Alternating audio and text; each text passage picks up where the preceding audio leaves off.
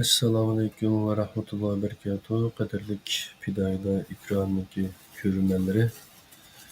Bugun Qur'ondan nazar programmamizningki 84-qismi monopol qilingan Qur'on. Ya'ni monopol qilingan islom deb bir qancha darsni boshlagan.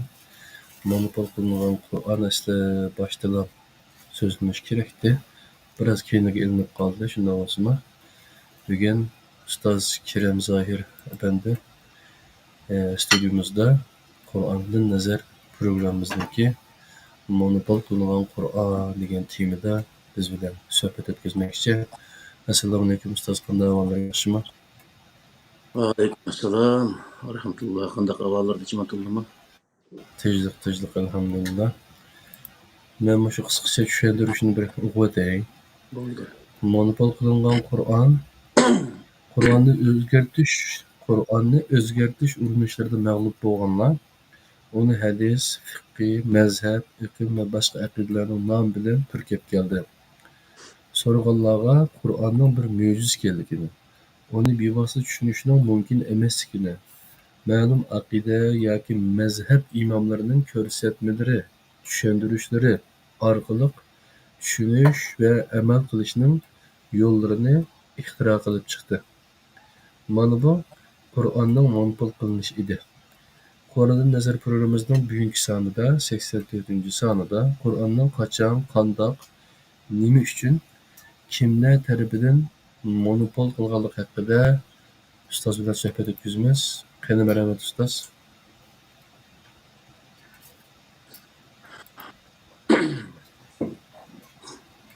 Assalamu alaykum. Dünyanın baş yerleri görmekçi qarindoshlar, hammalarning shu xayrli bo'lsin. Biz bu 83 qismda shu suhbatimizdagi nurg'un sohada to'xtalib o'tdik.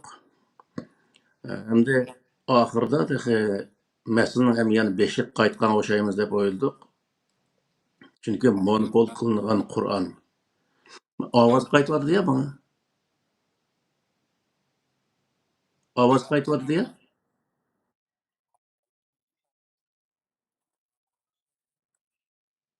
Ambitil. Yo'q, yana ochiq.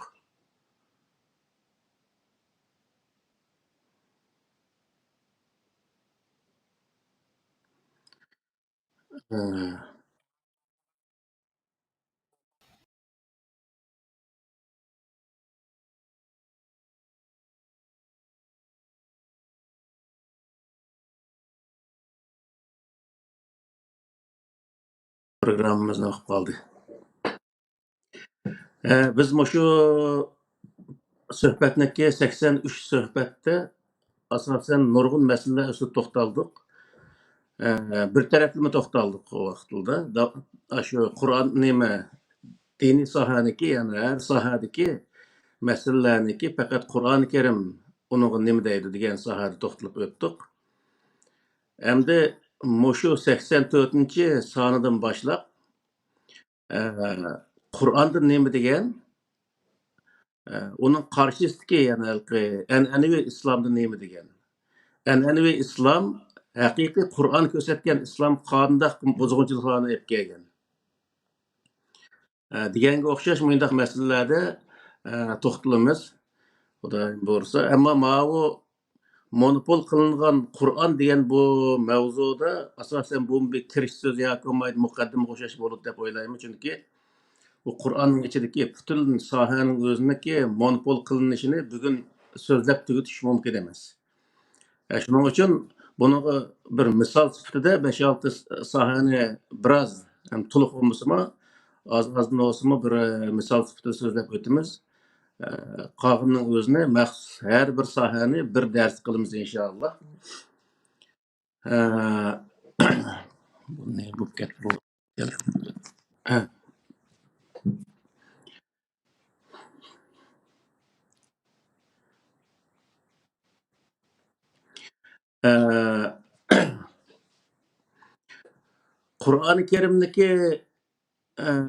Qur'oni Karimdagi oyat, yani Alloh taoloning hukmi, Alloh taoloning o'zi bergan ma'lumotiga asoslangan vaqtda Qur'oni Karim insonlarga yetarli kitobmi? İnsanlarniki bütün meselelerinin özünü hal qilishda yetarlikmi emasmi? Agar yetarli olsa nima uchun boshqa narsalarni Qur'oni Karimga qo'shib, uni to'liqlama qilib yoki yamab o'z din qilib oldik? Bu soha birinchi o'z soharimiz. Buningda Alloh taolo Estaizu billah Ankabut surasidagi 51-oyatida Evelem yekfihim enna enzelna aleykel kitabe yutla aleyhim inne fi zalike la rahmeten ve zikra li kavmi yu'minun degan mush oyatning o'zida to'liq bayon qiliqliq. Ular o'qib berayotgan mush kitobning o'zi ularga yetarli bo'lmadimi? Ya'ni Qur'oni Karim insonlarga to'liq yetarli har sohadagi masalalarni hal qilishda yetarli holatda o'zi uningga javob bera oladigan bir kitob. Turqlig'in, ya'ni ularga nima yetmayotdi deb Alloh taolo buni deyapti. O zamonda endi.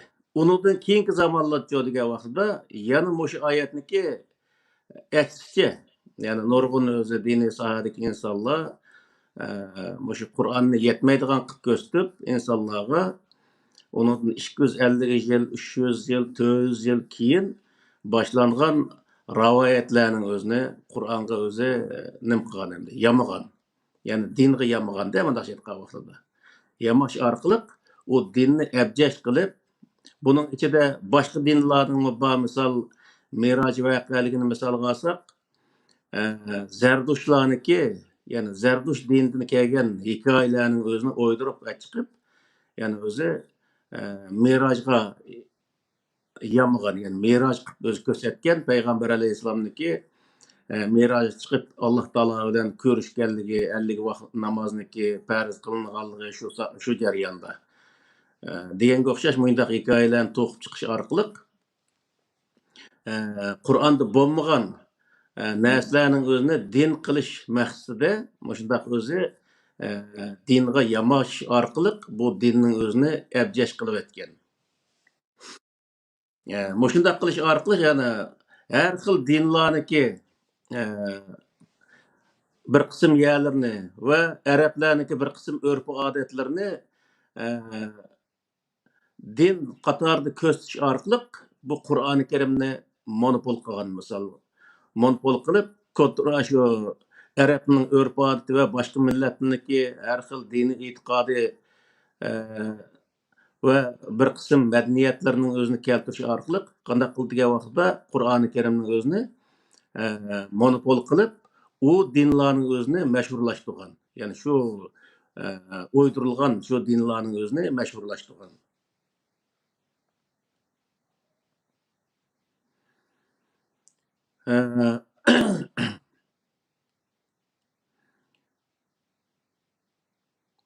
İkincisi, Allah Teala Qur'oni Karimda har qanday narsaga Qur'oni Karimdagi prinsipga asosan hukm chiqarishning o'zini.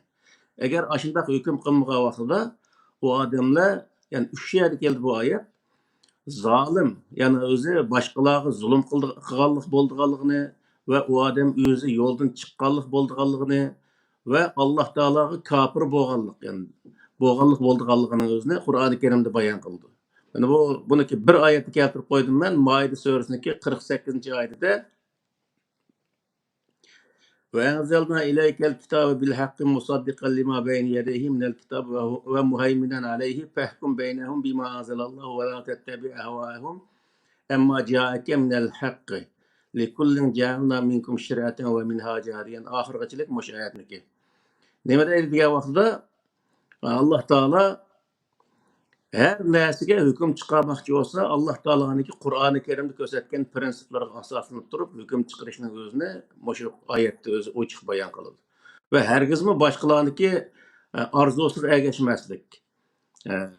Adil hukm qilish insonlarning orasida ja'aka minal haqqi deganning o'zi bu haqiqat kelgandan keyin insonlarning orasida adil hukm qilish o'zi payg'ambarga belgilangan. Ya'ni Qur'oni Karim orqali Qur'oni Karimning prinsiplariga asoslanib turib hukm qilsa, o hukmning o'zi adil bo'lganligini Alloh taolo Qur'oni Karimda bayon qilgan. Endi bu Qur'oni Karimdagi hukmlarni monopol qilib boshqa narsalar bilan qandoq qilgan degan vaqtida Payg'ambar alayhissalomdan nima milodiy 699 700 yili 750 yillari mush jarayonlarda nurg'unlagan mazhablar borliq kelgan.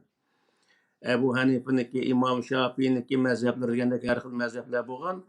Shu mazhablarda bir qism rivoyatlar va bir qism shu arablarning urf-odatlariga o'xshash narsalarning o'ziga tayinib turib, fiqh degan bir kitob bor bu yerda. Nima Sharvoqoyi Hidoya deydigan kitoblar. Shu kitoblarning o'zini nim qilib o'zi yezib chiqqandan keyin bu Qur'oni Karimdagi nurg'un o'zi hukmlarni tashlab o'tgan. U yerda nim qilgan degan vaqtida Qur'oni Karimda nasikh mansukh degan kelimalar bor. Bu nasikh mansukhning o'zini Qur'oni Karimning ichidagi hukmlar bir-birini mansukh qildiganligi va Qur'oni Karimning sirtidagi bir qism rivoyatlar orqali Qur'oni Karimdagi hukmlarni mansukh qildiganligi va bir qism ijmolar orqali Qur'oni Karimdagi hukmlarni mansukh qildiganligi va bir qism qiyoslar orqali Qur'oni Karimning ichidagi hukmlarni mansukh qilganligi haqidagi shunday ma'lumotlar. Mushu orqali ya'ni o'zi ijmo, qiyos, o'zi rivoyat, mushu narsalar orqali Qur'oni Karimning ichini bo'shitib, Qur'oni Karimning ichidagi nurg'unlagan hukmlarning o'zincha amaldan qoldirib o'tgan va o'ziniki xohlagan, ya'ni o'zi xohlagan yoki shu vaqtdagi hokimiyat xohlagan darajadagi hukmlarni fiqh deb yozilgan ash kitoblarga yozgan.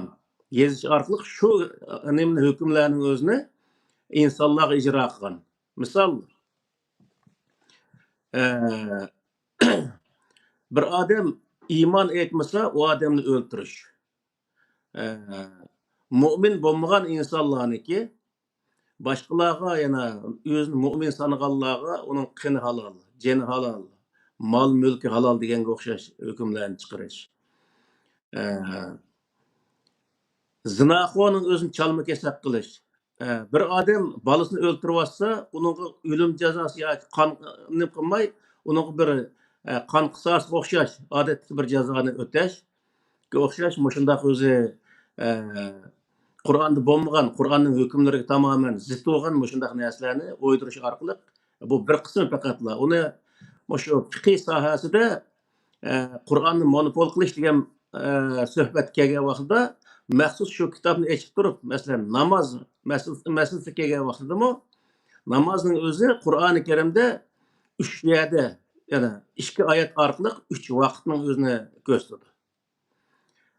Namoz tartilish kelgan chaqchasi tartaga vaqtidami Qur'onda faqsilu wujuhakum va aydiyakum ilal marafiqi vamsahu bi ru'usikum va arjulikum ilal ka'bayn degan oyat va Qur'onda bu nimani bildirib desa, yüzünü insonga o'zi tarat olmoqchi bo'lsangiz yuzingni yuvinglar, unidagi ikki qo'lingni jayningni yuvinglar deydi. Undan ikkinchi desa, beshingni masih qilinglar va ikki putingni o'shig'ingizga masih qilinglar degan oyatning o'zini ikki putingni o'shig'ingizga yuvinglar deb aning o'zini o'zgartirish orqali bunda qilgan misol. Ramazon haqida degan vaqtda ro'za tutgan olsun, tutmagan bo'lsin, hammasini bir tayoqda aydash orqali har bir odam tutsin, tutmasin, bir miskinga, ya'ni bir miskinning bir vaqt tomog'iga to'g'ri kelgandek bir narsa berish, uning o'zini sadiq fitr deb ataydi. Shunday qilish kerak deb o'zi vazif qo'ygan. Ammo Qur'oni Karim degan vaqtda ro'za tutmagan odam jazo sifatida o'taydiganligi haqida bunda nimaning o'zini, o sadiq fitrning o'zi tutmagan odamniki jazosi ekanligi Qur'oni Karimda bayon qilinadi misol. Buning o'xshash o'z nurg'un narsalar bor. Ya'ni haj borasida Hajar Aswadni suyish deganga o'xshash hamda u hajga kirgazsak hozir yomon jiq narsalar bor.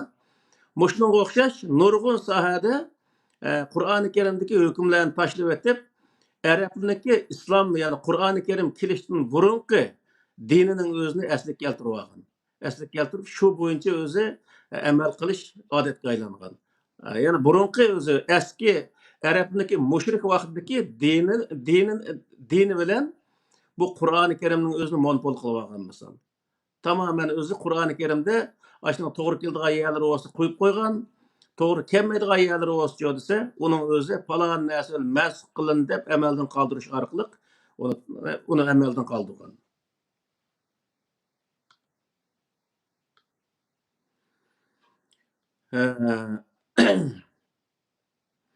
Qur'oni Karimda hech bir insonning o'zini bir mazhab tutishga bo'rinmagan. Mazhab tutishni qattiq cheklagan Qur'oni Karim. Her bir insonniki mazhabi, ya'ni o'zi Qur'oni Karim bo'lishi kerak. Boshqa hech qanday bir mazhab, ahli sunniy mazhabi, Shia mazhabi deganga o'xshash bundaq mazhablarning bo'lishi Qur'oni Karimga tamoman zid.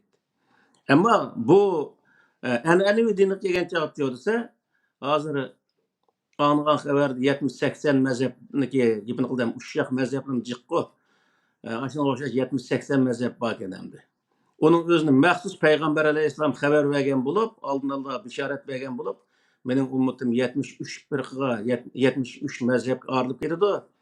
Onun birisi cənnət kiridi, qalğan 72'sinin həmmisi cəhənnəm kiridi deb xəbər verən. Deb hazır bu 73 məzhəb bo'lishda şu Peygamber Aleyhisselam bergan xəbərin özünü icra qilgan bulub elib o'tirib chiqib elib misol.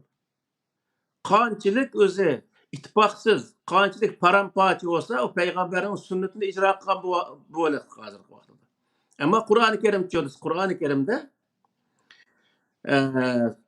Sura An'am'daki 159-oyatida innellezine ferraqu dinahum ve kanu şi'an lasta minhum fi şey degan mush oyatning o'zida Peygamber Aleyhisselam'a burunqi o'zi Yahudi Nasaralarniki nurg'unlagan mazhablarga ayrılib ketganligi Peygamber Aleyhisselam'ni sen hech qanday mazhabda bo'lishingga bo'lmaydi deb o'zi Alloh taolo buyruq berganligi. Ya'ni hech qanday bir mazhabda bo'lish bo'lmaydi, faqat Qur'oni Karim ko'rsatgan yo'l bo'yicha mangadigan.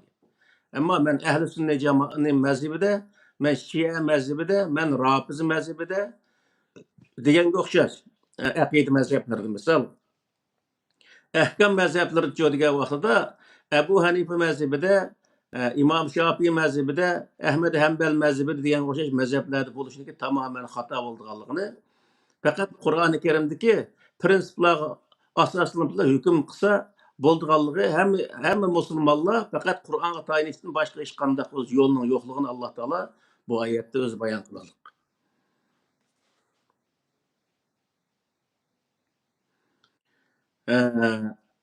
Aqida mazhabları degan vaqtda aqida mazhablaridami Qur'oni Karimda faqatla aqida sohasida ya'ni Alloh ishonish, payg'ambarlarga ishonish, ferishtalarga ishonish, oxiratga ishonish, kitoblarga ishonishdan iborat 5 ishonishning o'zini iymonniki asos qilgan Qur'on. Ammo bu nima degan vaqtda bu aqida sohasidagi kitoblarda oxirisida vel qadri xayrihi ve şerrihi minallohi taala vel ba'si ba'dal maut degan o'zi iboralarni ilova qilgan buningga. Demak ki shunday qilish orqali qadarchilik, ya'ni Alloh taolo hamma ishni o'zing qilasizlar, o'zing sizlar qilgan ish yaxshi bo'lsa, oxirisida yaxshi natijaga erishsizlar. Yomon ish qilgan bo'lsanglar, yomon natijaga erishsizlar desa, ash vel qadri xayrihi ve şerrihi minallohi taala degan shu kalimani aşağı kürdürüş arqılıq insanların bütün öz qıldıgan yaxşı yaman işini Allah Taala belgilevatgan qılıp her bir insanga o insan yaxşı iş qılamdı yoki yama iş qılamdı onun özünün peşanısı yezip etken hatta o adamniki cennetke kiremdi, cehennem kiremdi, nimi yeydi, nimi keydi, qayerda ölüdün tatip hemmisinin özüne Allah Taala peşanısı yezip atkan qılıp ayndaq göstüş arqılıq Qur'oni Karimdeki kader sahasideki hükümlerinin özüne tamamen monopol qilib, ta'tir yana insonlar hech bir zaman bir ishning o'ziniki mayli bo'yicha qilolmaydigan bir holatga tushirib qo'ygan. Ya'ni har qanday ishni qilishdan susishilgan, hech bir ishga qiziqmaydigan bir holga tushirish uchun bundaq bir aqidalarning o'zini o'ydirib chiqarilgan misol. Aqida mazhablarida. Bu sohami hamda maxsus o'zi bir qatimliq suhbat bo'lish kerak, chunki buniki bu mazhablarniki e'tiqod sohasidagi narsalarni bir so'zlab o'tish to'g'ri keldi. So'zlash uchun uni har birisiniki nima deydi, qos mazhab nima deydi, eng oxiri Qur'on nima deydi unga. Bunda javob berish to'g'ri keldi. Ahkam sohasidagi mazhablardami boy deganga o'xshash misol jazo sohasida, ya'ni qandaq o'zi, masalan namoz o'qimagan odamga qandaq jazo berildi, ya'ni 3 kun namoz o'qimagan odam o'ldirildi degan shunday qoidalar bor bu kitoblarda. Zinoxo chalma kesak qilindi misol deganga o'xshash nurg'ulg'an ro'za tutmagan odam manchiki ro'za tutmasa misol darrov urildi deganga o'xshash shunday nurg'ulg'an o'zi Qur'oni Karimda bo'lmagan jazolar bor. Uning uchun bu ahkam sohasining o'zini maxsus bir kun hammasini deb bo'lamsaqmi, yana shunday nurg'un sohaning o'zini bu kitobda mandaq deyilgan, Qur'onda mandaq deyilgan deb turib o'tirga qo'yish to'g'ri keldi. Shuning uchun bu Qur'onniki atrofini xuddi seriq yo'gay shu nimaning o'zini ziroatni yo'gib olib, uni o'skil qo'ymagandek, uni chirib olib, butunlay uning o'zi kodni chiqarayotganga o'xshash, bu butun o'zi rivoyat, ijmo, qiyos, boshqa millatning madaniyatlari, tarixlari bu Qur'oni Karimning atrofini tamoman chirib olib, Qur'oni Karim ko'rinmaydigan bunday bir holatga tushirib qo'ygan.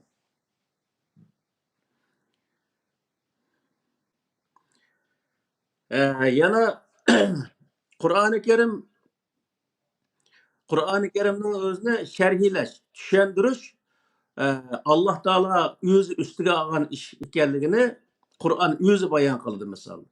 Uni hech bir inson boshqa yerdan bir narsa kelib sharhlashga bo'lmaydiganligi. Biz misol Qur'oni Karim tushundirmoqchi bo'lsakmi, Qur'oni Karimda bir qism oyatni tushunmagan bo'lsak, boshqa yerdagi shunga munosabatli oyatlarni akilish orqali, ya'ni ma oyatga asosan ma oyatniki mazmuni manda deb tushuntirish o'zi bizning vazifamiz ekanligini Qur'oni Karim bayon qildi.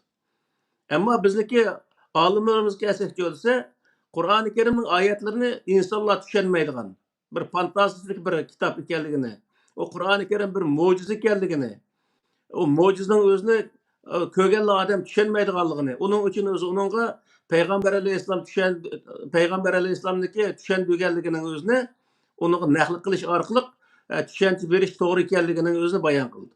Va shu sababdan qadaq qildisa Payg'ambar alayhissalom o'lib ketgandan keyin 200, 300, 400 yil, hattoki 1000 yil keyin yozilgan Payg'ambar alayhissalomga majbur zo'rlab tingilgan rivoyat, hikoyalarning o'zini akilib Qur'oni Karimniki sharh qilib oldi.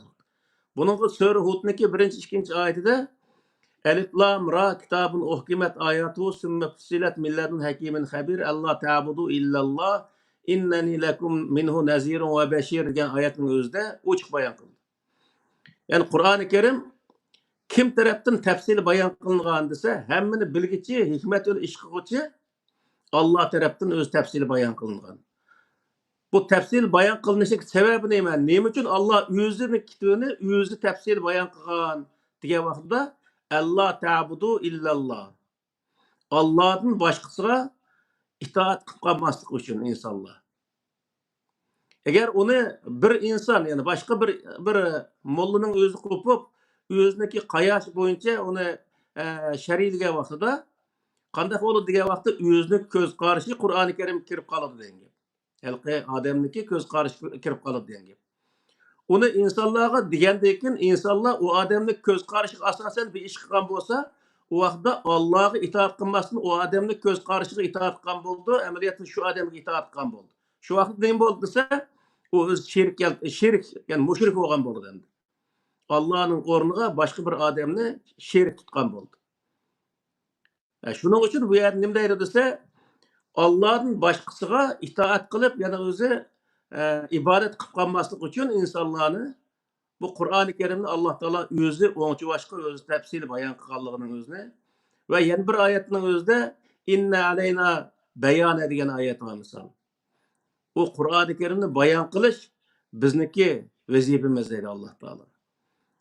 Shuning uchun bu yerda bayon qilish deganning o'zi mayada bir oyatni tushunmagan bo'lsak, ashini tushuntiradigan boshqa yerda bir oyatning borligini Alloh taolo ishorat qilyapti. Şu vaqtda biz bu yerdagi oyatni tushunmagan vaqtda ma'mullamdan so'rab yurishga hojat yo'q.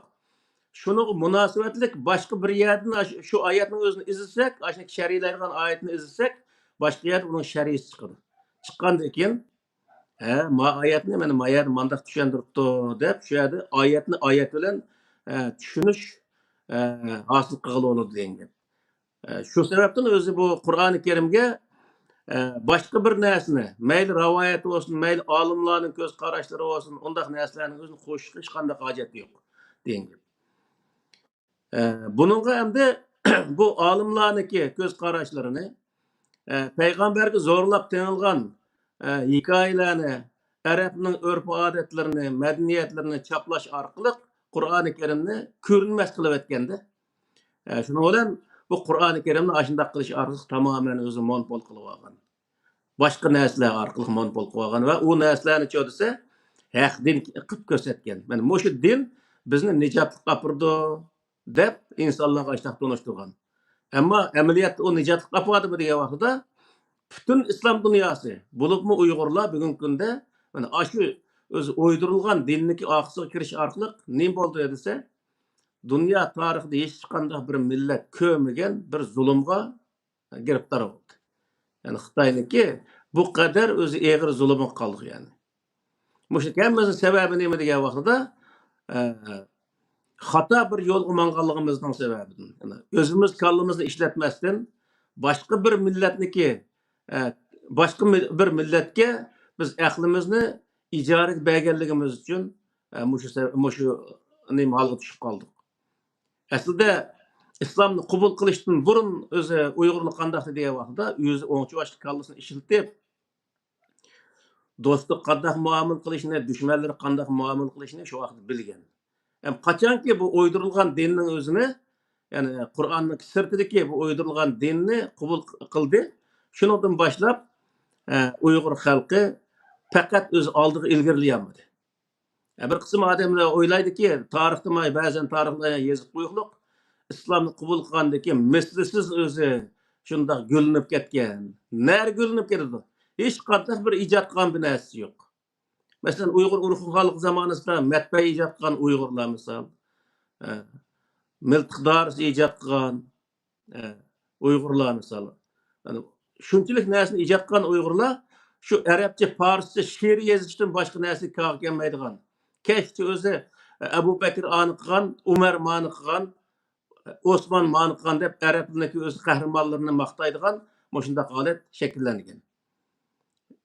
Buning hammasi nima desa, arabniki hikoyasiga, arab qahramonlariga monopol bo'lib, shu arab qahramonlarini o'zi maqtash orqali o'z qahramonlarini tamoman millatga unutg'izayotgan, avlodlarga unutg'izayotgan.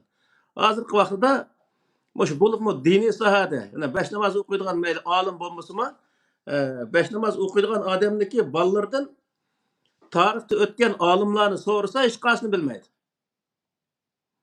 Bilse faqat Mahmud Qashqari Yusuf Qasojevni bildigandir. Onundan boshqa Al-Farabi deymiz, o nurg'un qahramon olimlarimizning o'zini, podshohlarimiz va tarixda o'tgan qurilgan o'z davlatlarimizniki ismini hech qaysini bilmaydi nurg'unlar.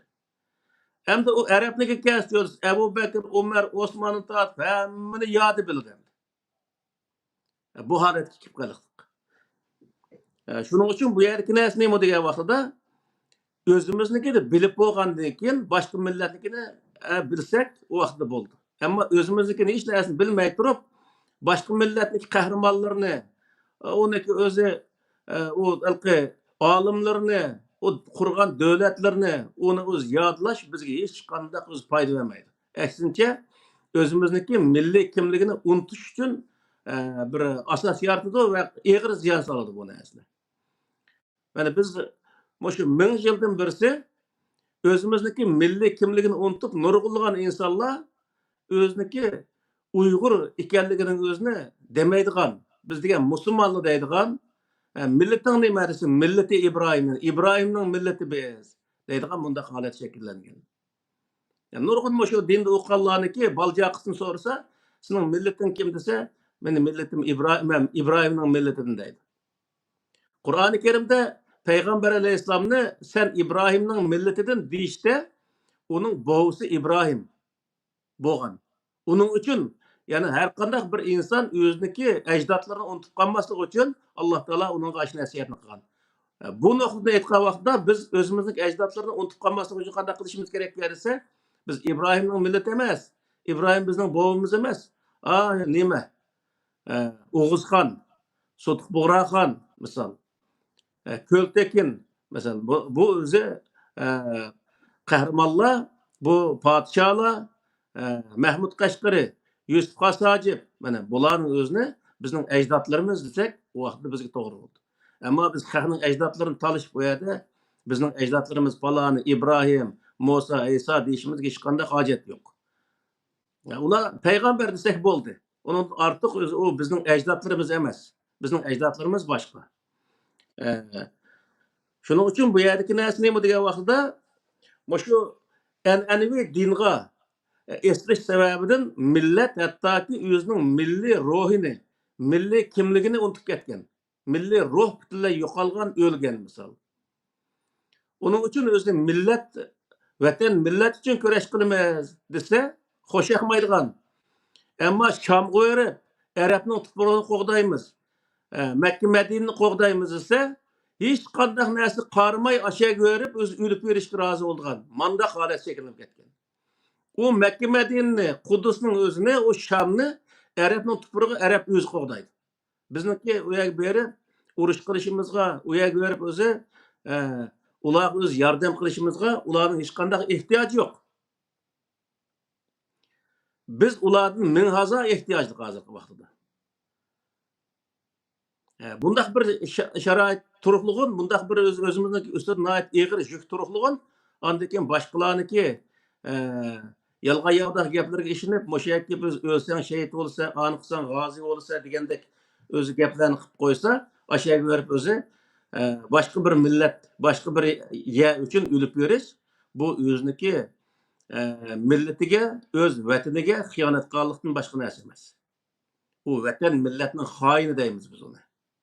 O'z millatini nim qilmagan, so'ymagan, o'z millati, vatani uchun kurash qilmagan, bundaq o'zi boshqa bir millat, boshqa bir tuproq uchun kurash qilgan bundaq insonlarning o'zini vatan millatning xoini deymiz. Boshqa hech qanday o'zini boshqa bir ism yo'q uningga berdigan. O'zcha o'zni bir mujohid deb hisoblash mumkin. O mujohid bo'lolmaydi ular odamlar. Nima uchun degan vaqtda Qur'oni Karimda o'ziga tajovuz qilmagan bir insonlarga berib o'zi hujum qilish tajovuz hisoblanadi. Unda tajovuzchilarni vallohu la yuhibbul nima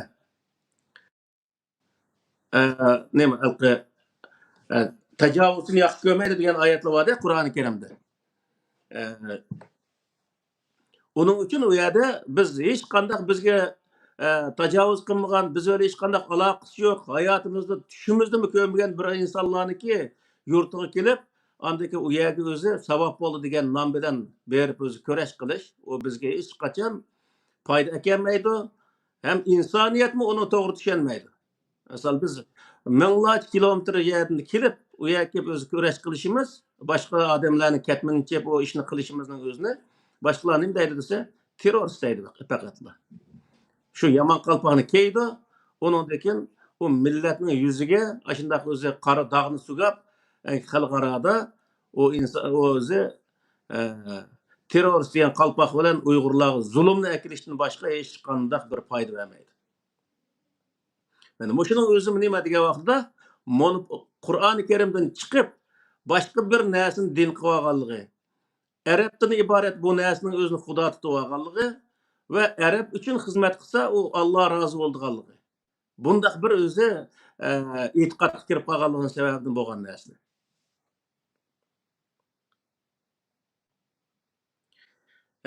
Yana masalaning o'zini Qur'oni Karimdagi ahkomlarga va Qur'oni Karimdagi illat ko'rsatilgan illatlarga selishtirish orqali hukm chiqarishni Alloh taolo Qur'oni Karimda buyurdi. Yani Sura Ali İmran'daki 7. ayetinde Huvellezî enzele aleykel kitâbe minhu âyâtun muhkematun hunne ummul kitâb ve uharu muteşâbihat فَأَمَّا الَّذ۪ينَ فِي قُلُوبِهِمْ زَيْغٌ فَيَتَّبِعُونَ مَا تَشَابَهَ مِنْهُ ابْتِغَاءَ الْفِتْنَةِ وَابْتِغَاءَ تَأْوِيلِهِ وَمَا يَعْلَمُ تَأْوِيلَهُ إِلَّا اللّٰهُ وَالرَّاسِخُونَ فِي الْعِلْمِ يَقُولُونَ آمَنَّا بِهِ كُلٌّ مِنْ عِندِ رَبِّنَا وَمَا يَذَّكَّرُ إِلَّا أُولُو الْأَلْبَابِ degan bu şu ayetning o'zida usul fiqhining o'zini Alloh taolo bizga o'rgatadi. Hukm aniq Qur'oni Karimda ikkinchi tarafga desa mutashabihat o'qitish orqali misol nurg'un qatim dedik buning o'zini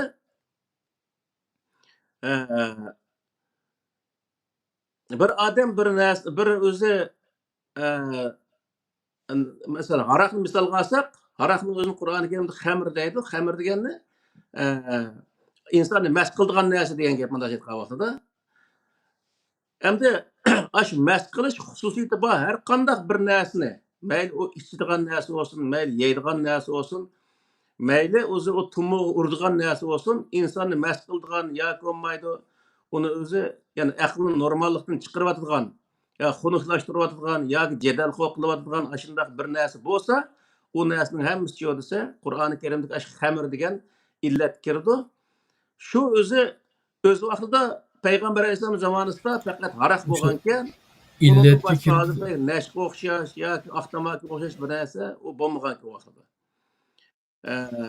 Endi bu yerdagi illatning o'zini biz surishti qilish orqali ashunga insonning o'zini xunuqlashtirib yo jadal qilayotgan ish qilib aqlni normallikdan chiqarayotgan bir narsa bo'lsa, shu illatga selish orqali buning hukm chiqarishni o'zini Alloh taolo Qur'oni Karimda buyurdi. Yani her nesneki illeti Kur'an-ı Kerim'de bayan kılıngan, o illetki Nima? okşaydıganlı bolsa, şu illetki berilgen hükümni bäse toğru bolduğanlığının özünü Kur'an bayan kıldı. Uyg'urchada illat degan gap boshqaroq ma'noda ishlatiladi. Sizlar va Arapça illat deb degani qo'ydimmi? arabcha deb qo'yildimiki? Mesela İllet illat deganning o'zi düzelmesi millet düzelmeydi deydi ama Arapçadaki illatning ma'nosi boshqaroq. Onu bir tushuntirib o'tmasana. illet deganning o'zini sabab İllat demdikmi? şartmi? Şart demdikmi? Ha. Sebep demdik Yani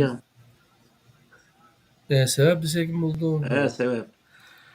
Şu sebep başka bir narsa tepilgan sebep ikkinchi bir narsada de bo'lsa ikkisidagi sebep bir-biriga o'xshashganligi uchun birinchisiga berilgan hukmmi ikkinchisiga berildi degan gap bo'ldi.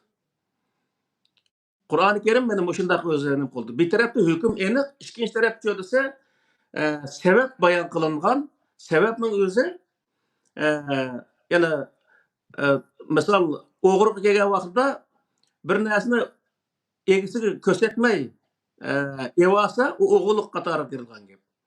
Hozirgi vaqtda desa bizniki kartimizdan bizni yanchug'imizga yaqin kelmay turib necha yuz kilometr yiroq turib kartimizniki bir yerini bilib olgan bo'lsa shu kartni o'g'irlab ketgan ishlar bor misol. Mana shuning o'zim o'xshashlar shu halqi egisiga ko'rsatmay turib elib olish degan qoidaga tushdi. Bu o'g'irlik degan bo'ldi. Shu vaqtda nima bo'ldi desa shu yanchug'imizni bir odam o'g'irlab evaganға qarta berilgan jazo o yiroq turib ko'zimizni ko'rmagan, tushimizni ko'rmagan bir odam kartimizdagi bir yerni bilib olish orqali uni evagan bo'lsa, ash jazo unga o'xshash berildi degan gap. Ya'ni demak bu yerda sabab o'xshash. Ya'ni halqi narsaniki, ya'ni halqi ko'rsatmay turib, yana elib olganlikdan iborat bu sabab ikkisi o'xshash bo'lganligi uchun jazo o'xshash berildi degan gap endi. Demek mushundaq narsalar hammasi Qur'oni Karimda aniq bayon qilinliq. Bayon qilinsa, buni nima deydi desa, Qur'oni Karimdagi bu o'zi usul fiqh deydi buni o'zini. Qonunchilik qoidasi degan gap hamda buni qanday qildi desa 1400 yil burungi zamonda qilganmish deb payg'ambarlarga payg'ambar alayhisalom bo'libmi chaplangan, sahobalarga chaplangan rivoyatlarning o'zini akilib mana ashnaqa selishtirish orqali hukm chiqarish bu odatga aylanib ketgan. Bir odamdan saqal qo'yish qanday bo'ldi, saqal qo'ysa qanday bo'ldi desa, Qur'oni Karimda o saqal to'g'riliq mandaq deb demasdan payg'ambar alayhisalom andaq qo'ygan, falon sahoba mandaq qo'ygan, falon mazhab buni mustahab degan, puston mazhab, odat degan, puston mazhab, sunnat degan deb 5 patman gapni qildi. Sen nima deysan o vaqtda? Qur'on nima deydi? Sen Qur'ondagini gap qilar desa, uni Qur'ondagi gapning o'zini bir og'iz gapni qilib berolmay o'tirdi misolda. Yani demoqchi bo'lgan nima degan vaqtda Arabning urf-odatlari, Arabning madaniyatları bu narsalarning hammasi bu islom dini degan bir cho'ng bir maydonning ichiga kirib, butun o'zi Qur'ondagi haqiqiy islomning o'zini tamoman qalaymaqon qilib o'tgan. Uning ichida insonlarga xo'sh yoqadigan, ya'ni shu vaqtdagi mollalarga yoki shu vaqtdagi hokimiyatga xo'sh yoqadigan yerlar qip-qariqliq, xo'sh yoqmaydigan yerning hammasini ko'rsa, nosix mansix o'yini o'ynash orqali tamoman o'zi yo'q qilib o'tib, o'zining ko'ngli xohlagan darajadagi hukmlarni qo'yib ijro qilib kelgan. Ashunday qilib o'z Qur'oni Karimni monopol qilgan misol. Shuning uchun bu yerdagi narsa nima degan vaqtda biz biz hozir tar doirada misol sifatida so'zlayapmiz. Buning har birisiga shu bu yerdagi oyatning muhkamatni hunna umul kitob va uxaru mutashabihat. Bu ikki jumla so'zni tushuntirish uchun bir dars bo'ladi misol bu shu. Ya'ni qanday qanchada nima qilamiz, nima hukm qanday o'zi qilingancha to'g'ri chiqarilgan bo'ldi, qanday qancha xato chiqarilgan bo'ldi misol. Buning o'xshash narsalar tafsil bayon qilingan bir payt kelgan vaqtida uni tafsil bayon qilamiz. Ya'ni qo'limizda usul fiqh budak narsalar hammasi bor, Qur'on hammasi bor. Shuningdeki bular biz tarixda qilib kelgan shu arabniki ko'ni dindan qilib qolgan qoldiqlarning o'zini qanday ijro qilib keldik din nomida. Qur'on aslida uning nima deydi misolda buning o'zini aniq o'zi bayon qilamiz inshaalloh. Uningdan boshqa siyosiy monopolchilik. Siyosiy monopolchilikning o'zidami shu Payg'ambar alayhissalomniki Hudaybiya sulhida Payg'ambar alayhissalom shunday bir siyosat qilganki, siyosatni hozirgacha o'zi ko'tarib yurgan. Peygamber Aleyhisselam'ın o zamandaki siyaseti şu zaman xas bir siyaset ekanligida, hozirgi zamanda onun neticesi murakkab siyasetinin bağlılığını his qilmaydigan. Onda bir holat shakllanadi. Onun başka siyasetini hem siyasetin asla haberi yok. Hiçbir zaman siyaset o'qib boqmagan qaraqo'saq molla o'zi qo'lga olib ve milletni siyaset bildigan bo'lib olib, shu milletning oldiga chiqib olib misol. Hiçbir zaman siyaset okuyan, mundaq bir insanga özünü bereyle, ben bir dini sahada okuyan insan bo'lgandan dini sahadagi xizmatimni qilay. Men bu sahani bilime, ani bilmayman demasligimdi. O Qur'onni bildi ya Qur'onning o'zini yod oldi, ya biror parcha o'zi kitob o'qidi arabcha. O bütün dünyadaki astronomiyani so'zlasa, o erkeklikni yaratmaydigan. O biyologiyani so'zlasa, shuhrat mutalibni yaratmaydigan holat chiqdi. Siyaset kelgancha aytyorsa, o siyasetnimi dunyodagi eng kuchli siyosatchilarni yaratmaydi. Mandaq holat shakllanadi. Uning uchun bu yerlik narsa nima desa, hech narsadan xabari yo'q. Odatdagi bir insonlar qo'pib, o'zini xalqaro siyosatchi qatorda ko'rsatib, millatniki beshiga chiqib, millatni men o'zi qutqizaman deb nurg'un insonlarni oqsiq sep yurganligi bu bizniki yana texmbek o'zi e'tinorli bir vaziyatimiz mana shu vaqtda. Ya'ni millat bilish kerakki, namoz o'qiydigan vaqt kelsa, namoz imom bo'lgan, bundaq bir ish kelsa, tamam. U mollaning o'zini imom qilsin. Bir yer Qur'on o'qiydigan ish bo'lsa, u vaqtda u mollani o'qitsin. Bo'ldi, u yetadi. Endi siyoset kelgancha aytıyoruz. Siyoset kelgancha mollani chiqaradigan. Misolda askarning oldiga kelgancha u bir molla bo'lib qolganligi uchun uni ham harbiy generaldanmi ustun ko'rib, uning o'zini askarning beshiga chiqarib oldigan. Bunda holatning bo'lishi u millatniki asla o'z g'alaba qilolmayganliginiki nemasi hamdi alomati. Agar u millat biz cho'qim qutulishimiz kerak bu zulmdan desa, her ishqa shu ishning ahlini qo'yish kerak. Qur'oni Karimda her ishni shu ishning ahliga berish to'g'riliq oyat bor. Uni shu mollalar biladi. Bilib turib o'ziniki o'rnini bilmaydi. Misol. İqtisodiy monopolchilik. İqtisodiy monopolchilik kelsak, yilda yig'adigan sadaqa fitr zakat va har xil yordamlarning o'zini monopol qilib, aş mollalar biz palaniyaga beramiz, pustaniyaga beramiz deganda yalg'on yovdan gaplarni qilish orqali, masalan, bo'libmi Türkiye'ye evetdigan mındaq işlarni ait öjep ketiklik. Masalan, biz Angliyada evetdik o yer bir zamanlarda. Bundaq işlarni ait öjep ketiklik. U yer borgandan keyin ko'rsa, u yer borgandan keyin qanchiligi o g'arib musofirning qo'liga tegyapti va qanchalik tegmayapti. Uning hech qanday xabari yo'q. Qarasa hech bir zaman ishlamaydigan, ishlashmi o'zi xo'sh yoqmaydigan, bu odam ishqimi olmaydigan qarasa. Shundaq darajadagi ayda bir qatim o'zini sopundaq jumaydigan ash mollaning o'zi xo'p nim qilib desa, qarasa qo'ngida o'zi 5 batman o'zi puli yaraydigan mashina turgan, uyning nochillari turgan, ya tijoratning tayini yo'q. Hech qanday bir ishni qilmay turib, beyib ketdik. Qanday beyib ketdi degan vaqtida hech qanday dasmiy sanmay turib topadigan bekor pul. Misolda. Aşağıda Allah'ın ayetlerini, Allah'ını, peygamberini pulga sepip, onundakin o'zi insonlarniki iqtisodini monopol qilib, mana shunday yashaydi. Onun o'zini tashkilotga, vatan millat uchun xizmat qilayotgan tashkilotlarga, o'qiyotgan o'quvchilarga, onun o'zi shunday odamlarga yordam qilishimiz kerak desa, yo'q. O sadaqa deganning o'zi ash g'arib musofirga beriladigan narsa, u yerga bersak bo'lmaydi deb onu 5'ini ağırtıp 5'ini kaydırıp insanlarınki.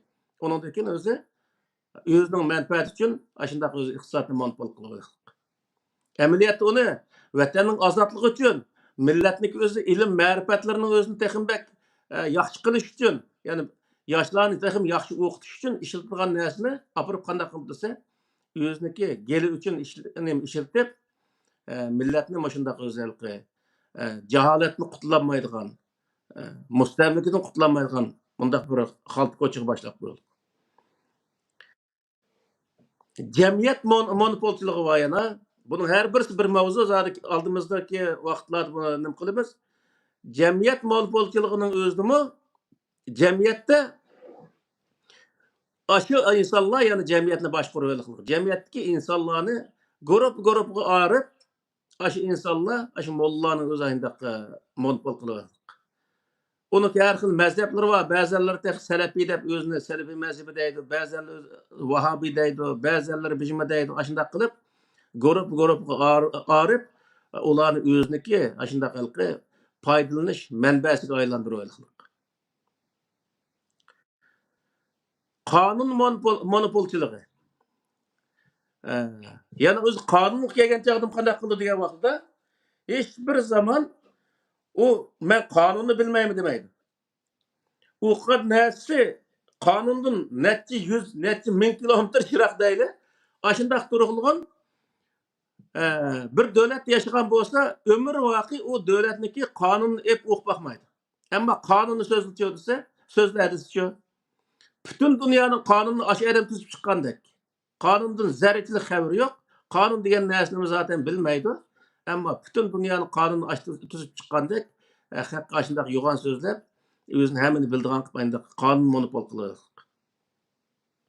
Hukuk monopolçılığı, ceza monopolçılığı mesela, ceza monopolçılığı dema adette qanday qildisa, özüge hoş yakmaydigan adam bolsa, onun her xil laqamlarni qo'yib jazolaydigan, haqoratlaydigan, mushundaq holatlar keng kushadi buluqliq.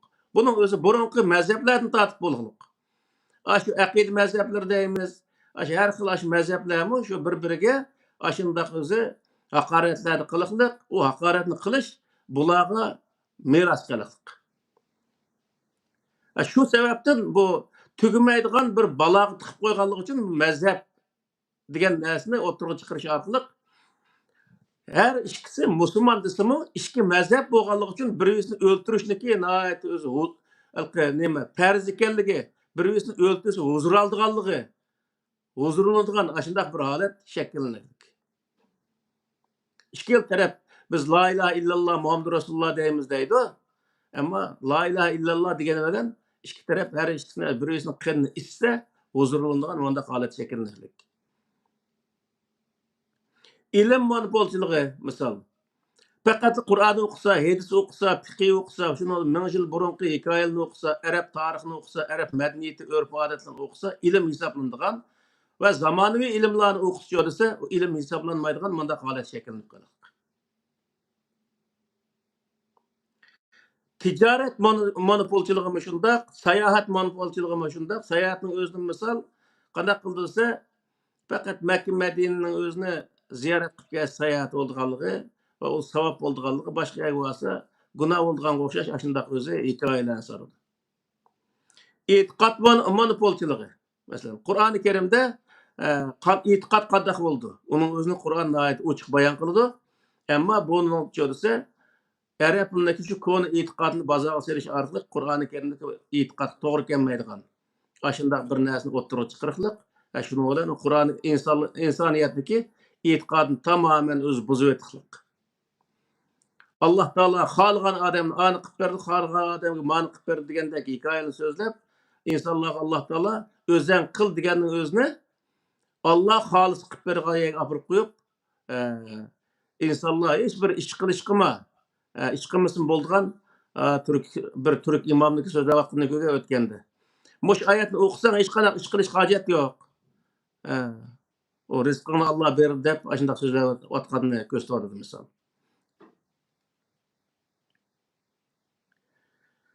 İbadet monopolchiligi misol.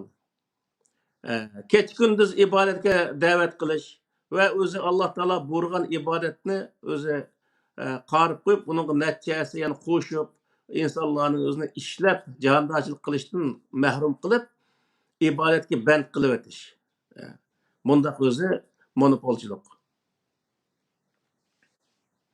Va boshqalardagi e'tiqodiga aralashish orqali boshqalarning e'tiqodini monopol qilish misol. Boy deganga o'xshash, agar o'zi uniki deyotgan gaplarga to'g'ri kelmasa yoki o'zining e'tiqodiga biroz o'xshamasa, uni murtad, murji, kofir, yahud, nasara deb har xil laqam bilan laqam qo'yib, uniki inovatni tushirib, o'zi shunday o'zi qilish bularniki ishlarni keng avjagan, shunday qilib o'zi boshqalarniki boshqa odamlar shu e'tiqodni chiqarsam, mush odam men murtad devasa men jahondochilik qilmaydigan o'xshayman deydigan holatga kelib qo'yishlik. Ammo Qur'oni Karim desa, lakum dinukum valiyadin. Hamma odam diniy e'tiqodi o'ziga, boshqa odam diniy e'tiqodiga aralashib bo'lmaydi deb Qur'on bunday bayon qiladi. Kiyim-kechak monopolchiligi misol. Urf-odat monopolchiligi. Urf-odatning o'zini Qur'oni Karimda qanday urf-odat qanday o'z yo'llarni qo'ygan, cheklamalar nima, yo'l qo'ygan taraflar nima? Ammo hozirgi odatimizdagi urf-odatlar desa, u boshqa. Misol, arabning urf-odatlari bo'lsa to'g'ri bo'lgan bo'ladi, boshqa millatning bo'lsa xato bo'lgan bo'ladi misol. Madaniyat monopolchiligi, nasix emas, halol harom monopolchiligi misol. Halol haromning o'zi bilmaydi ekan, o'zi yeb odatlanmagan narsa bo'lsa hamma harom, yegan narsaning hammasi halol. Bundaq e'tiqod qilib kelgan va boshqa insonlar, boshqa musulmonlarning o'zi o o'zniki yurtlarda, bizniki vatanimizda bo'lmagan narsalarning o'zini u yerda yesa, uning qartagandan keyin uning o'zini harom narsani yedi deganga o'xshash, bundaq fatvolarni berish orqali monopol qilish. Meva-cheva, kiyim-kechak, tildan tortib, bularning hammasi desa, bir o'zi arabning urf-odat, madaniyat, til, yoziqlarini o'lcham qilib olgan va shu orqali u boshqa millatniki urf-odat, kiyim-kechak, e'tiqod hamma narsaning o'zini monopol qilib olgan.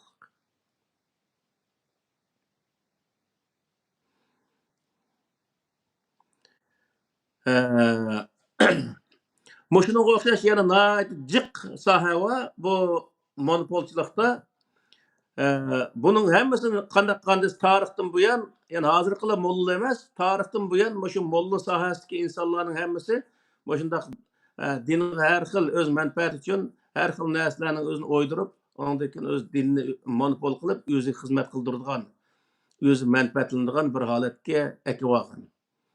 Shuning uchun biz buni her bir ders mavzuni shuning ichida, her bir mavzuni inshaalloh bir ders qilib so'zlaymiz oldimizdagi kunlarda.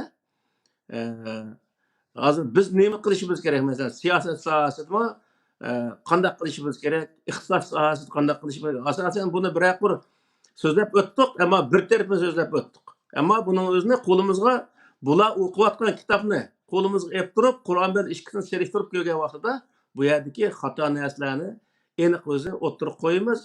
Shuning bilan millat Qur'ondagi din bilan o'zi burun e'tiqod din deb e'tiqod qilayotgan yolg'on dinniki o'tirish farqini bilib olaydi va bu yolg'on dinniki bizniki mushkul qilishimizdagi sabab bo'lganligini o'zini shu vaqtda his qila oladi. Hozirmi bizniki mush darslarimizga nima qilib kelgan o'zi quloq solib kelgan odamlarning nurg'unlari bizning mushkul qilib qolishimizdagi sabablarni asosan tushunib yetishdik. Shuning uchun biz bu yerda texnik aniq bo'lsin uchun buning o'zini boshlaymiz inshaalloh 85-qismidan boshlab. Hozir 1 soat bo'lib qoldi. Shuning uchun ancha-muncha oraliqda qarindoshlarning gap so'zlari bor. Ba'zi savollar bo'lsa, unga javob beramiz shuning bilan. Xo'sh. Allah razı olsun.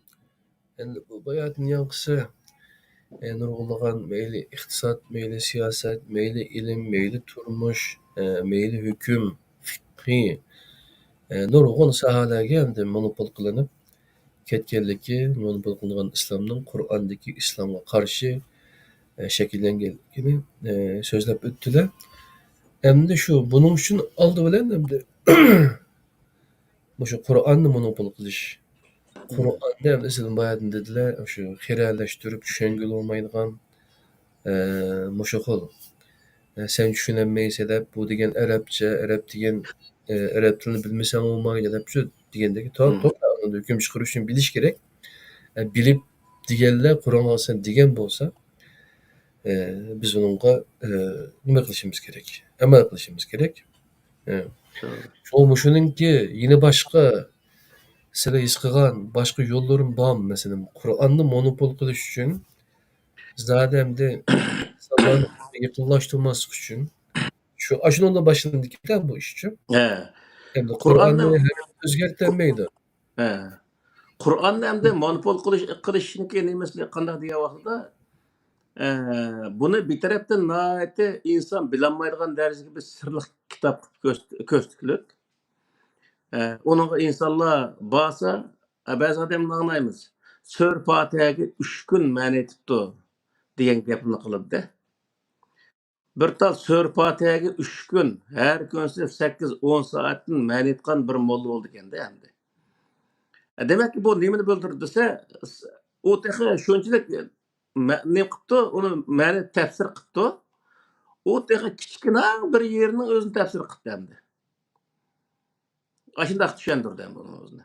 O peygamber 23 yılda bu Kur'an-ı Kerim düşüp, onun özünü insanlığa düşendirip, onun etrafındaki insanların anlagandaki düşünüp kelgen bir kitap.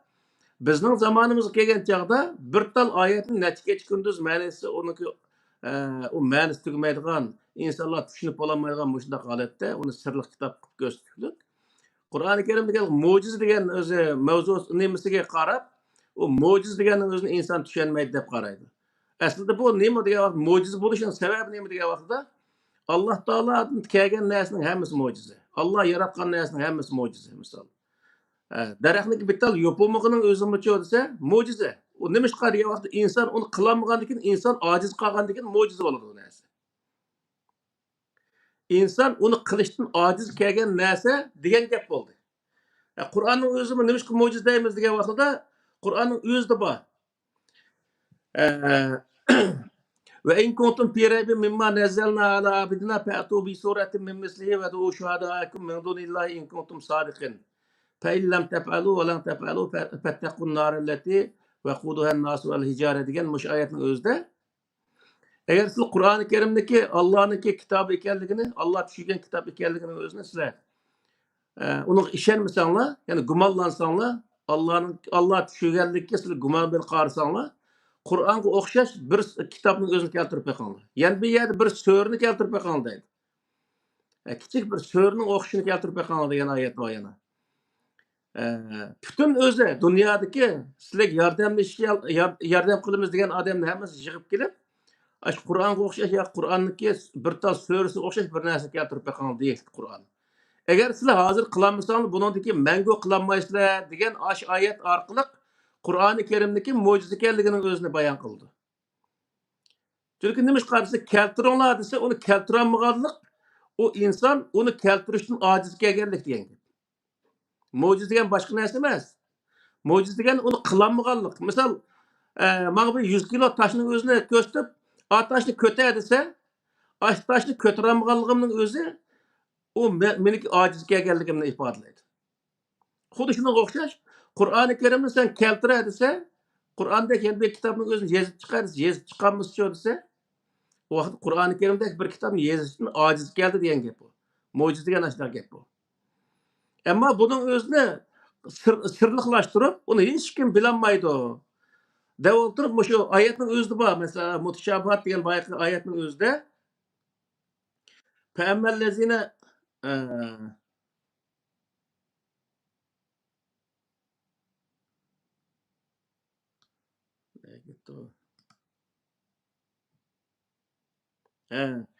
shu oyatning o'zida "Va ma ya'lamu ta'vilahu illallohu va rasikhuna fil ilmi" degan shu oyat bor. Shuni o'zini tarjima qilgan odamlar uni faqat Alloh biladi deb va rasixunaning o'zini va ibtida ar-rasixuna mubtada fil ilmi jar majrur xabar deb mandaq qilib uningdagi tarjimani ashuni qarta qildi. Va yaxshi bilimli insonlar buning hammasi Rabbimiz tushgan narsa deb iymon etdi faqat. Deb uni faqat Alloh biladi, boshqa insonlar bilolmaydi deb o'zi bayon qiladi. Ammo bu Qur'onning matnisi qarshi desa, matnisning o'zida rasix fil ilmi, ya'ni yaxshi bilim egasi bo'lgan insonlarmicho bu Qur'oni Karimni bila oladi degan gap. Uni o'z olimlar bilolmasa, u vaqtda u Qur'on qanday egisha oladi? Qur'on eshitib maqsadni insonlar bilolmasa, u vaqtda uni qanday o'ziga yetakchi chiqib manga oladi misol. Bilmagan narsa qanday o'zi insonlarga yetakchi bo'la oladi? Buningdan 5000 yil burun yozilgan bir kitob bo'lsa, uni hech kim o'qiolmasa, yoki bo'lmaydi harflarini to'nib deyli, uning ichidagi o har bir so'zlikni inson tushunmasa, u vaqtda o kitob insonlarga yetakchi bo'la olmaydi. Uni bilsa, insonlar "Ma kitob mandaq debdi" desa, uningdan uni egisha oladi, uni ijro qila oladi, u vaqtda uni amal qila oladi. Alloh taolo inson bilmaydigan bir narsani tushirib qo'yib, andek aning amal qilsa desa, uni insonlar bilmasa qanday amal qila oladi bunga? Mushunchalik bir narsaga aqlni ishlatmak misol. Nurg'ulg'an diniy olim degan odamlar. Shuning uchun bu yerdagi narsa nima degan vaqtda Qur'oni Karimni hech qanday inson tushuna olmaydigan bir narsa qilib ko'rsatib, uning o'zini faqat payg'ambarga chaplangan rivoyat orqali tushunadigan holatga kelib qildik. Rivoyat bilan u Qur'onning o'zini monopol qilib misol. Shuning uchun bu yerda Qur'onda bir, ya'ni jamiyatda bir masala bo'lsa, o jamiyatdagi masalaga javob beradigan vaqtda Qur'on qaramasdan u Qur'onni tushuntirgan kitob qatorida hisoblab, o rivoyat kitobi orqali javob berganga tirishadi. Agar rivoyat bo'lmasa desa, bizning kitobimiz yo'q deb javob berdi. Misol, bank voqeasini so'ragan vaqtda men bordim. Bankning qanaqa bizning kitobimiz yo'q deb javob bergan. Sizning kitobingiz bo'lmasa u vaqtda bankga pul qo'ymaslik masalasida sen javob beramisan, insonlik qanday qildi? Sen insonlarga o'zi yo'lini to'g'ri ko'rsatib beramisan, u vaqtda javobgarlik kimga endi shu vaqtda? Sizning olim bo'g'ning nima ketdi? Shuning uchun bu yerdagi masala nima degan vaqtda, garchi bu kitob, ya'ni Qur'on 1400 yil burungi zamonda qulluq davrida tushgan bir kitob bo'lsa-mu, ammo har qanday bir davrga javob bera oladigan bir o'zi usulga, bir o'zi sistemaga yoki prinsipga ega kitob. Ya'ni Qur'oni Karimda har bir sohaga bir prinsip bor. Shu prinsipga asoslanib turib javob bersa, uning to'g'ri javob bergan bo'ldi. Ya'ni insonlarning kallasini o'tadi va u javob bergan odamni qanoat hosil qildi. Shuning uchun bu yerda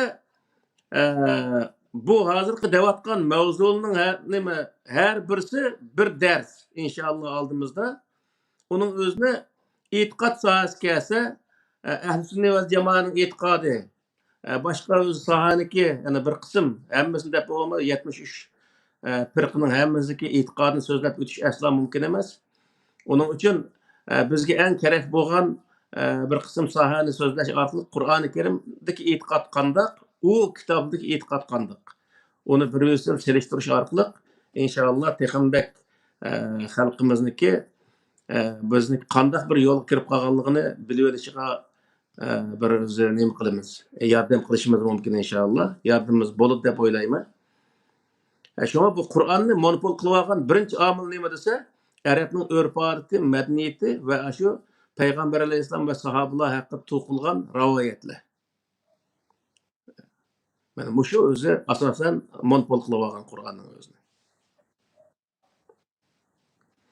Ammo amaliyotda Qur'oni Karim inson bilolmaydigan, tushunolmaydigan bir kitob emas. Nihoyat tafsili, Qur'onning o'zidan bazaten mufassal deb. Mufassal deganing o'zi nihoyat o'zi tafsili bayon qilingan bir kitob. Ya'ni insonlar tushunmagan darajada unda mujmal emas degan gap. Xo'sh.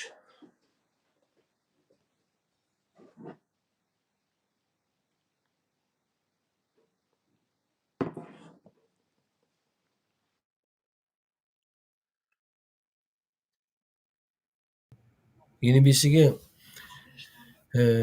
ahil usul bilan nima qildi deylamdi uchun yine başqa bir Qur'onga to'g'ri bo'lgan bir ko'z qarash bor-da. O'sha Qur'onda hamma narsa bor deb matematikim bor, coğrafyam bor, siyoset bor. Ishqilib hamma narsa bor-da buning uchun. To'xta. Ajina deb turib olib, xuddi nimaninki Ashura eshi aytilgan yoki bo'lmasa bir so'pilarninki mazaliqda cho'ng bir dash qazandirib ekan-ku, nimaniki selib yetishim, elib ichib qiladigan. Hamma narsa chiqadigan. Shu dash qazan o'xshashlan bir narsa deb qarab olib, uningdan keyin bu Alloh Qur'onda ko'rsatgan tabiat, inson, hodisa oyatlarini uyg'uninglar shuni o'qinglar degilib qo'yamdanlar uchun. Qur'on orqali shuni degilgan uchun. Desa, uningga bir ko'rsatgan tarafga emas, uni ta'tirisiga qarab olib, uchun Qur'onda o'qisam, Qur'onda ham narsa chiqadi. Tushunmay o'qishga boshqa bir masala, u boshqa bir balo uchun. Qur'onni yodlab tutadi uchun biz Qur'onni qo'g'daymiz. Xudo Alloh qo'g'damaydiganligidek uchun. Aynan bilib, u bir boshqa bir ish. Hamda mushu hamma narsa Qur'onda chiqadi zodi. Mushu islom hamma narsaga javob berdi. Shu Qur'onda bor deb uchun. Mo'yna deyishning o'zimi shu Qur'onni monopol qilib olishning bir usuliga deyman. Albatta. Uni biz shu ilm sohasida to'xtalgan vaqtida bir deb o'tdik. Bak tafsil bo'lmagan bo'lsa, ammo hali yomon emas deb o'tdik deb o'ylayman. Qur'oni Karim tarix kitobi emas. Bir ilm-fan kitobi emas, qonun kitobi emas, siyoset yoki iqtisod kitobi emas. U nima degan vaqtda prinsip belgilagan kitob. Ya'ni bu bir davlatniki sistemasi. Desak, masalan, Turkiyani misol olsak, Turkiyaning sistemasi nima desa, laiklik. Laik sistemasi ustiga qurilgan. Qur'on ashlaq bir sistema. Sistema, qonun, siyoset har sohani qandoq olib berishni belgilaydigan bir narsa. Misol, uningga tafsil hech qanday narsa keltirilmaydi. Qonun yo'q u sistemaning ichida. Ilm-fan yo'q. Matematik mesela 5 6 qo'shsak 11 oldu degan gap yo'q u yerda. Masalda tijorat yo'q. Ani mandaq sotsang mandaq foyda olsa ziyorat atish degan to'g'ri hech qanday gap yo'q. U yerda faqat prinsip belgilaydi. Ya'ni Qur'oni Karim ashunday prinsip belgilaydigan bir kitob. O prinsip bo'lganligi uchun prinsipi hech qachon o'z oxiri qolmaydi. Qur'oni Karim prinsip nihoyat ilg'or. Boyaqi misol bir jamiyatni birlik keltirish chiqib qolsa, uni qo'ygan prinsip nim Qur'onniki. Lakum dinukum valiyadin. Nihoyat o'zi ajoyib yaxshi bir prinsip qo'yganda, hamma odam diniy e'tiqodi o'ziga, yana bir yerda ikki tal prinsip qo'ygan bu Qur'onda. Yana bir prinsip nima desa, bir millat ikkinchi bir millatga haqorat qilmasin. Ya'ni har millat yana bir millatga hurmat bilan qarasin misolda. Mana mush ikki prinsipning o'zini, ya'ni diniy e'tiqod bilan milliy kimlikka hujum qilmagan shart ostida bir yerda o'zi birlashimi desa, birlashgili bo'ldi degan gap. Inson ashunday birlashadi. Agar u diniy e'tiqodni o'ttirib chiqarsa, yoki bo'lmaydi milliy o'zi millatchilikni, ya'ni bir millat millatchilik qilib, ikkinchi bir millatga kelgan vaqtida u nima qilsa, u vaqtida u millatchilik uning ziyonini qiladi. Millatchilikni Alloh taolo yo'l qo'ygan. Ammo boshqa millatga haqorat qilmaydigan, boshqa millatga zulm solmaydigan shartda yo'l qo'ygan. Misolda dinchilikni o'zini yo'l qo'ygan, ammo boshqa dindikilarga hujum qilmaydigan shart ostida yo'l qo'ygan. Shuning uchun bu yerdagi narsa nima bo'lsa, Qur'oni Karimda butun ilm bor deyishning o'zi xato. Qur'oni Karim qonun, siyosat deganning o'zi ham xato. U har narsaga prinsip belgilaydi. Ilmga kelgancha ilmga har qanday ilmni o'qisa bo'lgan ish uchuq. Ammo uniki Alloh taolo to'sqan taraf nima degan vaqtda ziyonliq nima ilmning o'zini insoniyatning yo koinotning ziyniga ishlatmaslik. Isrof deydi bu Qur'on. Isrof qilmaslik haqida o'zi bayonot beradi. Isrof deganning o'zi o'z joyida ishlatmaslik. Buning o'zini ko'rsatadi. Ya'ni demak bu yerdagi narsa nima degan vaqtida Qur'onni o'qigan odam masalan mandaq shart ostida siyosat qilsa bo'ladi deb uning javob bersa bo'ladi. Va lekin ashuni bilib lekin butun siyosatni men bilaman deganlikning o'zi bu xato bo'ldi. Shuning uchun bu aytib deyotgan gap nima desa, har inson o'zining haddini bilsa, u vaqtda boshqa odamniki bilim territoriyasiga kirib olmaydi. Har odam o'ziniki o'qigan narsani erkin joriy qildira oladi. Uniki hujum qilmagan bo'ladi. Shu vaqt to'g'ri bo'lgan bo'ldi. Agar u odam o'zi men Qur'onni o'qidim, Qur'onni yodlab oldim, unda qolgandan keyin men dunyodagi hamma narsani bilaman desa, demak u odam ishni bilmaygan odam degan gap. Ishni bilmaygan odam dunyodagi hamma narsani bilmaydi. Şu buni Qur'onning o'zini hech bir zaman ilm-fan kitobi, yo tarix kitobi, yo bo'lmaydi o'lqi qonun kitobi deydigan o'xshash mundaq bir narsaga aylantirib olish bu butunlay xato. Bundaq kitob emas bu. Bu faqat prinsip belgilagan bir kitob bu. Ya'ni halqi bir davlatniki boy deganga o'xshash bir davlatning sistemasi qatoridagi bir kitob. Ya'ni insoniyatga bergan bir sistema. Shu sistema ichida harakat qilsanglar, to'g'ri harakat qilgan bo'lasizlar deb Alloh taolo o'zi bizga tushirgan bir kitob.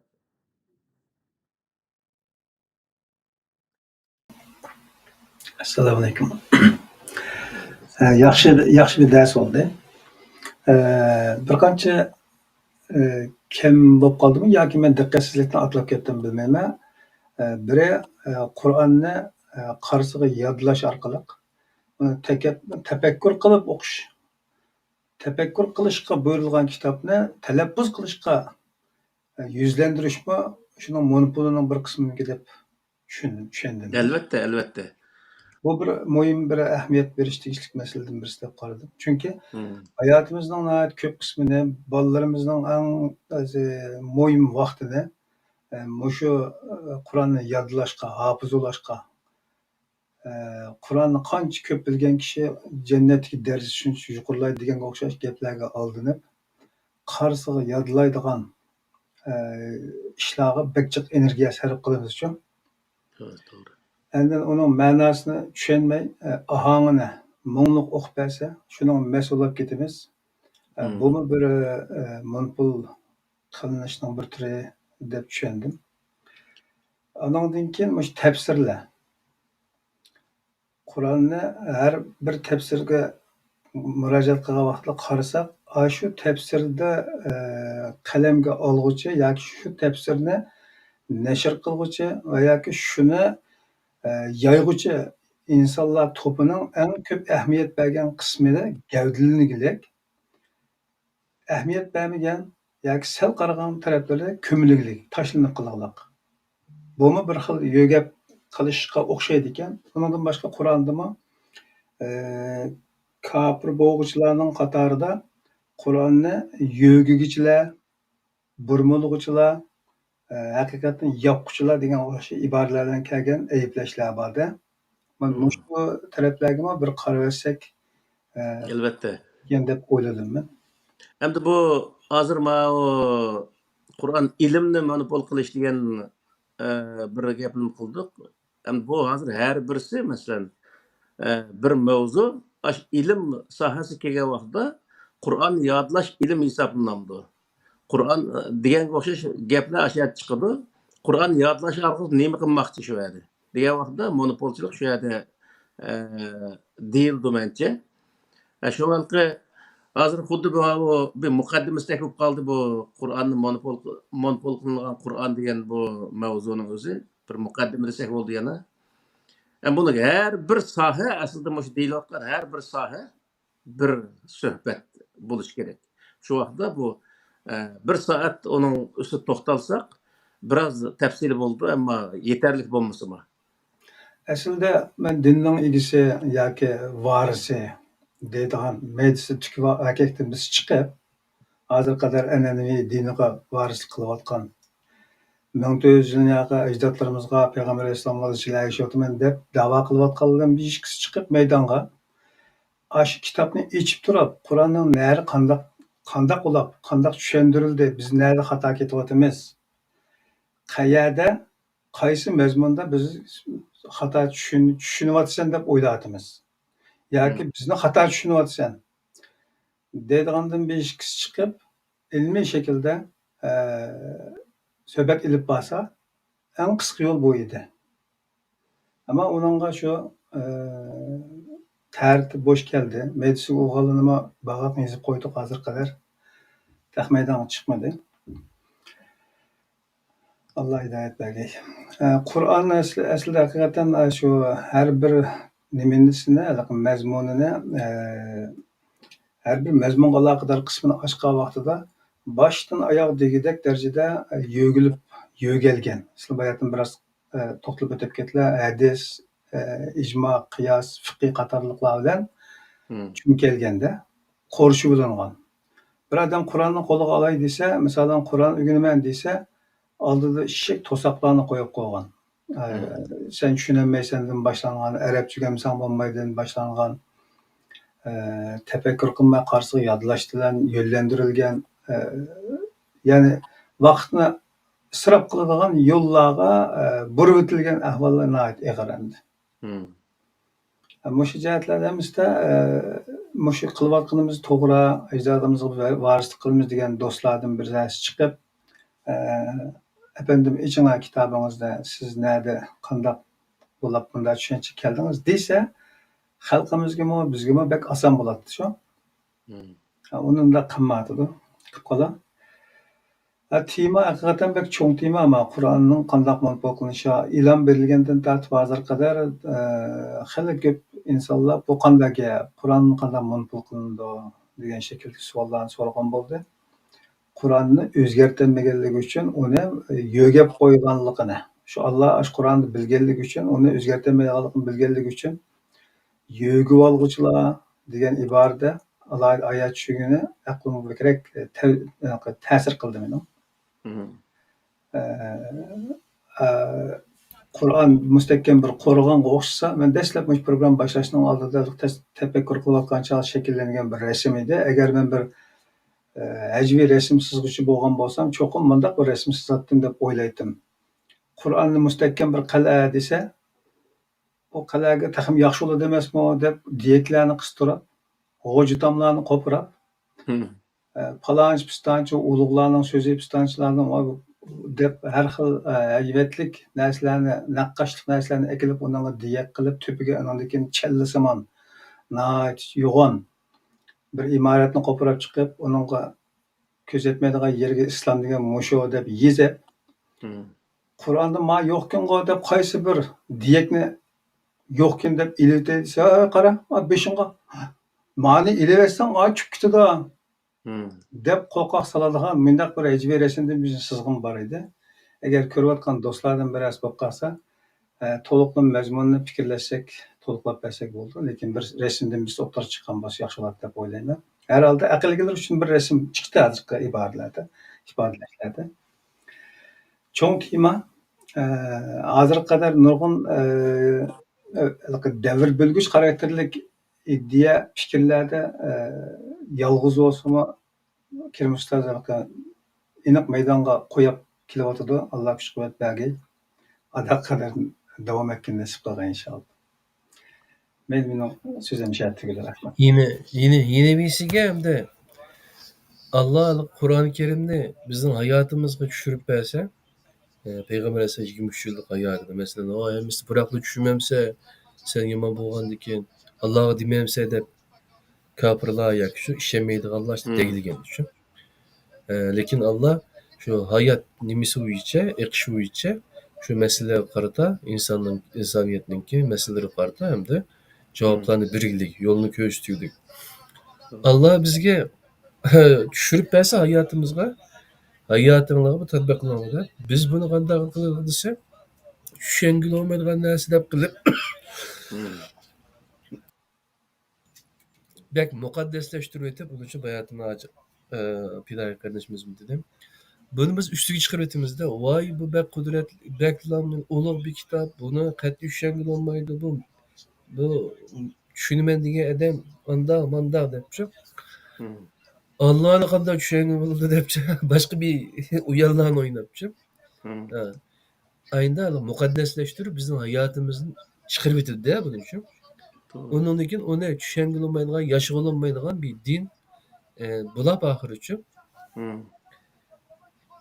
Onu özlerininki nimesi uyuça ma Sure Bekara'nınki 42. ayetinde ve la telsul hakka bil batil ve tektumu hakka ve entum ta'lemun. Nima?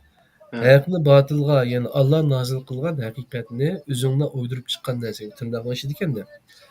Aralashtirmanglar. Haqiqni bilip turup yuşumanglar dese del mushunga qarshida. Vay men kitap qarab, kitapdan neler çıkdı, kitap qarab cevap beraman deydi. Aslında o qaraydigan kitapları bu Kur'an-ı Kerim emas. Başka bir narsa ekende. Yılıqı bayatın qal'a sirti küçü. Yılıqı Linterek'de, yılıqı Şutola 5. bina çıkıp kütü diye. Aç kitaplar ki. Va yedi yok ki dediken ahir için. Hatta Muhammed Hacıkan kaçkın dep bir vakitte aç ezerde okugan yüzü qattiq çoğ ziyalı. Aşağı bir magistrlik algan birisi bela paranlaşıp kaptı da bir aşağıda.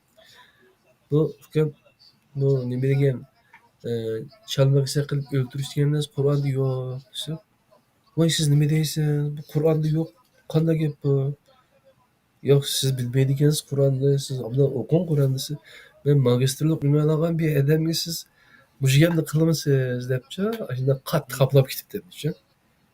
Şununga o'xshash hamda özü dinning davasını qilib, ama lekin onun binaz uqmay, başqalar yezib bergan, aç pichib bergan ton bo'yicha ma'noga ketganda Şu magistrlikni aşı hech kimga to'g'ri javob berolmaydigan holga kelgan chog'da beribchi.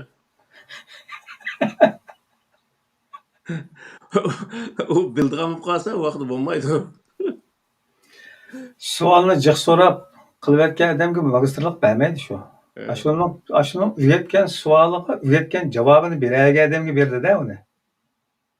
Yo'qanliki ko'pincha bir masalani so'rab baqsalar hech qanday aynan o'z javob berolmaydi. Qur'onda mana debdi, bunga qarta deb javob bergan bir odam deb qilinmaydi. Ashunda hech qanday bir narsani payqata olmaydigan holatga kelgan vaqtida endi sen olim bo'lding deb unga magistrlik, doktorlik unvoni bergan gap. Bo'lmasa o'ylab baqsam, mush Qur'onning o'zini men xiti hozir cho'ng deb buning gezitning xitidek qilsa bu 100 varaqmi chiqmaydi. Aşındaq bir kichkina bir kitap. Muş 100 varaq kelsimi, aşı kitapning o'zini 1400 yildan birisi taratning farzida hal qilinmasa, saqalda hal qilinmasa, qandaq bir nima endi bu? 1400 yildan birisi necha million, necha 100 million olim chiqib, bir aşı kichkina bir kitapni hal qilinmagan ekan. O demakki aşındaq xalqi hech narsa bilmas bo'lgan chog'da hamma narsani bütün dünya Arap'ın hikayelerini hepimiz yığıp, muş din diyendikin asla bir baş çıkamagan bolgan gepti. Bir öz jangallık kirip kaladı. O qataraq masa çoğun yol çıkıdı. Ya qataraq masa bir malik bardı. Hiç neresi bilmeydiğin bir jangallık kirip kalgan değil birge. Sina çölü geçirip kalgan. Ben He. İsrail Hem de o kalbinde adamın tekrar. total Arapçını bilip o hakaza kılgan dekilla. Ya boldu andekin bunun hem alim bolduğunda yapayında verilen gap unvanını. O unvanı hiç kandak neresi el kılanmaydı. Ben dedim bunu etik ettim. O şu İstanbul'da boldu aşışının özü. Sakal doğruluk bir talaştan çıkan vaktin özde. Bir hep aşağıda bekadın tamakını yap. Sakal perz mi, sünnet mi, mustahap mı, mubah mı, adet mi? Hiç nersini başka açıklamayamız ketti. Bir tal sakal, bir tal tükür el kılamaygan gap. Misal. Bu halat doğandakin o adamın ne mi kütümüz? Şu anki bazı vaktim şu ulat doğruluk kaynağımız mı artık bir iş diyor. Bazı vaktaşlar öyleyim. Artık Bayağı- mesela koğandek var. Bayatınla Amerika'da bir kardeşimiz bu dersini beşinden anlap ayığını anlamaptı. Şunun bilen bir sualni so'rabdi da bu İbrahimning millat emas biz deb turib olibdi. Bu İbrahim degan bizning diniy millatimiz debdi ekan. Men ikki savol qo'yib qo'ydimcha. Dinning millati bo'lamdi. Din irsiyatmi endi shu. O'sha ikki savolga javob ber deb yozib qo'ydim. Qanday javob berdi ekan? Bu odam xato shunday deyapti deb bizni boshqalarga nima ko'rsatmoqchida? He. Evet. Doğru. Hamagayla. Bu yerda bir savol bor ekan, uni so'rmaydimi? O Deccal to'g'riliq so'zlab bo'ldik-ku. Ya o Deccal'ın vakti gelince al sözleydi onu. Ha, tamam. Ama ben sualını ama şu tema alakadar soğusa hemen vaktigimi, zihnigimi faydalı olur. Edebiyat imtihanı kirilip matematikinin sualını soğandek soğusa Doğru. ne bu kadar. Tamam. Peki sual Benim- soğuğuna rahmet. Hı. Vakit çıkarıp elbette. Elbette Ama- özünün temisi de münasebet yerine cevap bulsak. Yaxşı. Menzil uzun degan qarindishimiz sizlar ko'p har qatimliq leksiyadan nihoyat ko'p manfaat kuchlarni oldik. Alloh sizlardan rozi bo'lsin. Amin debdi. Ya rahmet. Menzil uzun bir menzilimdi buchu. Demisimi qarindishimiz Alloh rozi bo'lsin. Endi o'zi boshqa kelar soatlik darsni dushanba kuni qilsak, yana bir dushanba. Boshqa mazmun bo'lmasa, bugungi suhbat ishakchi bo'lsinmi? Oldu. Bir şey de olsun. Allah razı olsun ustoz. Şu monopol qilingan Qur'on, monopol qilingan islom zaten şu monopol qilingan Qur'ondan boshlangan Qur'onni qanday monopol qilinganligi to'g'riliq mazmunlarni biz bilan hem beherlendiler, ortaklaştılar. Allah razı olsun. Allah'a emanet. Allah'a emanet. Esselamu Aleyküm ve Rahmetullahi Berekatuhu kaderli kardeşler. Bugünkü programımız 84. kısım. Kur'an'dan nazar, monopol kılıngan Kur'an bir şeyde tügedi. Yine başka yeni mezmunlarda monopol kılıngan İslam'daki başka tarmak temelerde kiler saati görüşümüz. Allah'ın özüge amanet, Kur'an'da kullanılıp elip, ok, düşünüp, bekişimlerini hayatınızda tatbiklaş için düşünüşün muhimliğini eskertip ütümüz.